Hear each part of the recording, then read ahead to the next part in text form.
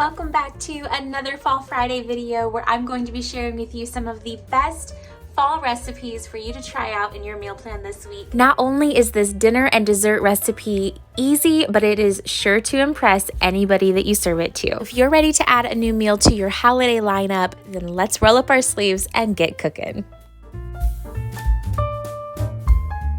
We're going to get started with the Cranberry Sauce Roast Beef that I talked with you all about in our last grocery haul. For this recipe, I am using some chuck roast, salt and pepper, canned cranberry sauce, as well as some Worcestershire sauce, dried chopped onions, and half a stick or 1/4 cup of butter, as well as 1 cup of water in the Instant Pot for it to come to pressure. You could also cook this in your crock pot or even a roasting pan in your oven. Of course, the Instant Pot is going to help it get cooked and much more tender really quickly. So I like to do it there, but it's not necessary. So put the water in the bottom of the pot, then your roast, put the butter on top of that, and then just a couple dashes of Worcestershire sauce. And then we're also going to add in our salt and pepper, season it really nicely, and then we're going to add the dried onions on top of that. Now, if you don't have Worcestershire and dried onions, you can use a onion soup mix powder and it will work really well. I just prefer to keep these ingredients on hand always, and I find that the onion soup mix is not necessary for roast recipes anymore. I can just do this on my own. Then you're also going to put in 1/2 to 1 can of cranberry sauce. Now, I ended up doing the entire can, but now looking back, I would have liked to have just used half of it and save the other half for topping the roast whenever it was done cooking. So go ahead and cook that for 1 hour. And after that's about halfway done, we're going to get started with our vegetable sides. This green bean side is so delicious and it looks fancy, but it is really easy. We're just adding some salt and pepper and 2 tablespoons of butter to 1 can of undrained green beans. And I like to just do this in a skillet. And then we're going to add about 1.5 little handfuls of almonds. Now I'm going to chop them myself. You can either buy them chopped already, shaved, slivered, sliced almonds, or you can add them to your food processor, chop them up really fast. It's up to you. Just add those in with the green beans and all of the other ingredients and let those cook together until it's nice and tender.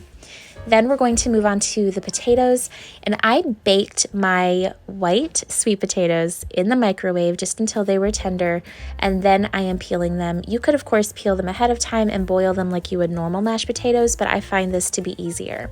So once I have all of the skin removed from these white sweet potatoes, then you're going to go ahead and add them into a pot on the stove and add in all of your other ingredients to heat through. For the 2 large sweet potatoes, I'm adding about 2 tablespoons of butter with a dash of salt, pepper, and 1/2 cup of milk.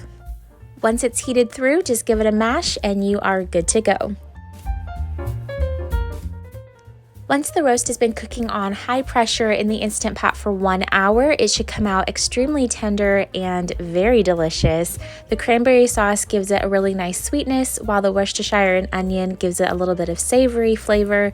Again, I like to top it with some cranberry sauce, and then you can move on to dessert.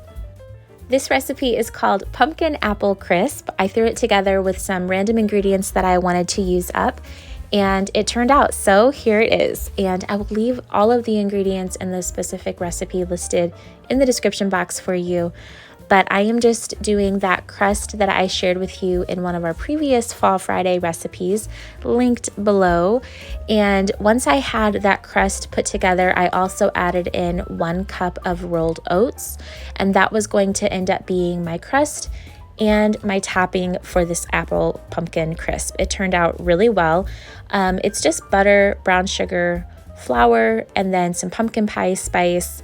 And then we're going to use a glass dish. I like to use a pie dish. It doesn't have to be greased or lined or anything. There's plenty of butter in the crust for that. So just use about 1/2 of the topping down on the bottom for the crust. And then we're going to move on to the filling. Now, I took a shortcut and just microwaved some chopped apples with a little bit of butter, some water, and then once they were tender, I added some brown sugar and cinnamon. But you can also use your own apple pie filling recipe on the stovetop. You can buy a can of apple pie filling, totally up to you. but this is how I've done it before as well. And I will leave the video that I have with the recipe linked for you down below as well, so you can follow along and see exactly how to make a really good traditional apple pie filling.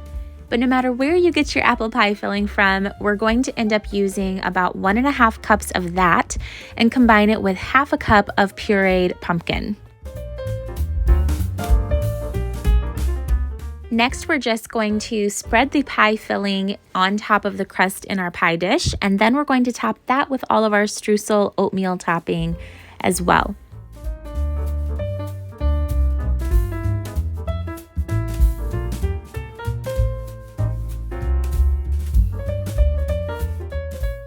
Now we're just going to put this into the oven at 350 degrees until a toothpick comes out clean from the center.